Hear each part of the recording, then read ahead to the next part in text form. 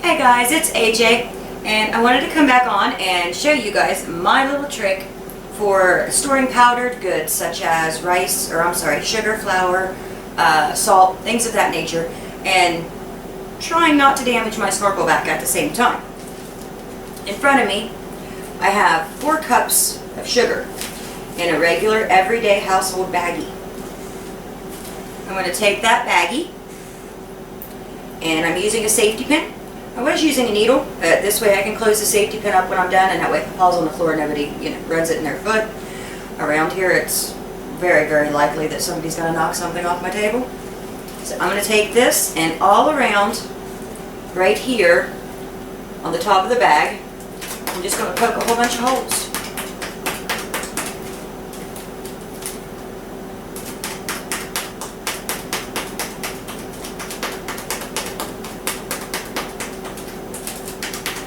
Now, it's very likely, because of the holes, with your fine powders, look at me, I didn't close my pen, with your finer powders, like flour, sugar, salt, you're going to have some of it come out that hole, or those little holes that you've poked. But that's okay because it's on the bottom. And if it's far enough away from your snorkel, it shouldn't hurt it. Now, I'm going to open my bag and just slide it down over with the holes towards the bottom.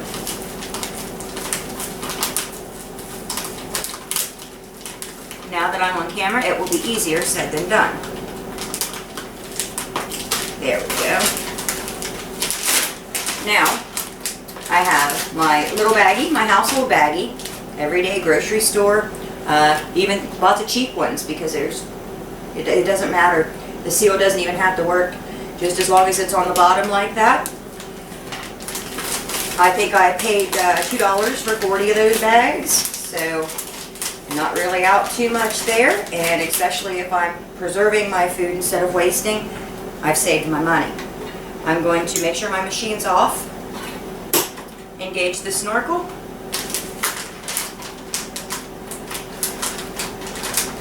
oh, just like I told you, sometimes you really don't need that much bag.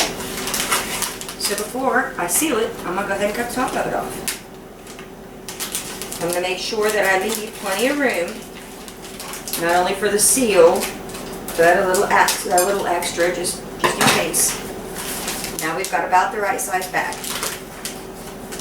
I'm going to put it in my machine.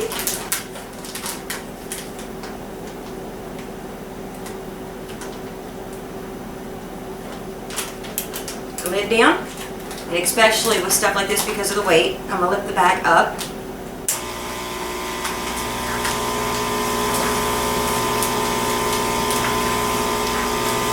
You do need to squeeze around, play with it just a little bit to get your stuff out a little bit so that you get all the air out that you possibly can. Push down on the bar.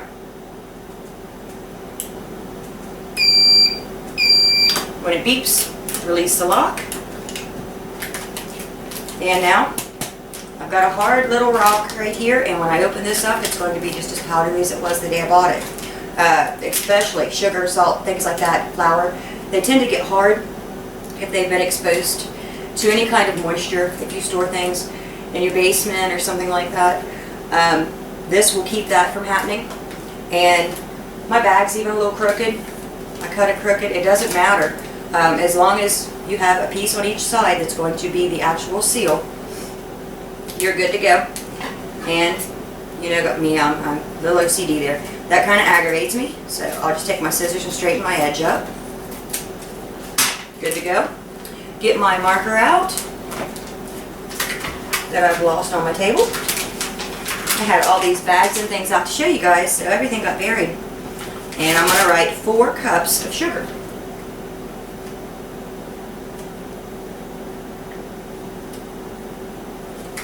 Now I know what's in here. I have it preserved. It will go in a bucket with the rest of them. The reason why I showed sugar was because that's what I was doing next. This is a package, very similar in shape and size, but this is only 1 pound and 10 ounces of iodized salt. How did I come up with that weird number? Well, it's one of those little cans. I just looked on it, seen how much was in it, did a whole can. again, I'm using those Ziplocs, so yeah, I may not need that much salt out at a time, but I can zip it back up. If you're using salt for your house, you've got other shakers and things like that to fill up. So most of us, when we get a can of salt out, we use that can. So that was okay for me. Like I said, I can reseal it if I don't want to use all that. But to be able to store this kind of stuff this easily and not have to worry about the moisture problem, not have to worry about having really big 5-gallon bags, this is pretty cool. I can, do whatever I want. I can throw like a football if I want to. They're tiny, they're compact, they'll be easy for me to store. That was my main premise for getting the snorkel back in the first place, was storing those types of items that I really couldn't seal in a traditional sealer properly. So that's my take. That would be several different things that I've showed you now. Let me know if there's something else you want to see and I'll try. And I will be, I'm sure, doing more stuff in the future to show you little tricks and tips that I've learned. I'll do another video later on with packaging, things like vitamins and things like that. I'm not ready to do that yet because I've been doing all these other things, and it's going to take me a little bit of time to get everything that I wanted to get stored out of the way. And then I'll pull down some more stuff and start sealing that up. Thanks for watching, and I hope to hear from you guys. I hope you let me know what you think, and I'll talk to you real soon. Thanks. Bye.